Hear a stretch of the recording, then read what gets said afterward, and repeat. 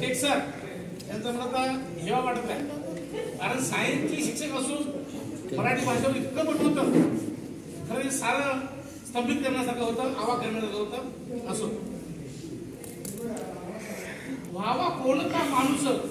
आता शेख सरांनी कार्तिक बद्दल भरभरून माहिती सांगितली आणि मला विश्वास आहे, मला आशा आहे की प्रत्येक विद्यार्थ्याच्या अंतःकरणामध्ये निश्चित स्फुलिंग भेटलं असेल. यस, मी सुद्धा काहीतरी बनेल. आणि म्हणून मला कार्तिक विषयी 2 ओळी बोलायच्या वाटतात. व्हावा कोणता माणूस ज्याचे त्याने ठरवावे. ह्या प्राध्यापक इंद्रजित भालेराव सरांच्या ओळी आहेत. व्हावा कोणता माणूस ज्याचे त्याने ठरवावे, काणी व्हावे. काणीच असं पहिले सांगितलं पाहिजे. आपण सर्व ग्रामीण भागातील विद्यार्थी आहोत, कृषक पुत्र आहोत, त्यामुळे शेतामध्ये पण ज्वारी करत असतो.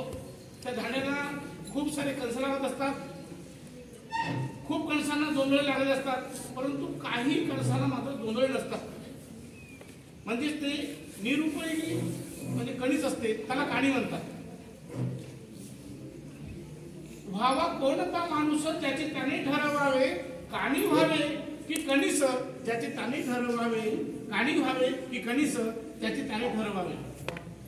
कार्तिक हा ग्रामीण भागातील आहे, अगदी जवळच आहे आणि त्यानं शून्यातून विश्व निर्माण केलेलं आहे हे आपल्या समाजात लक्षात आलं असेल.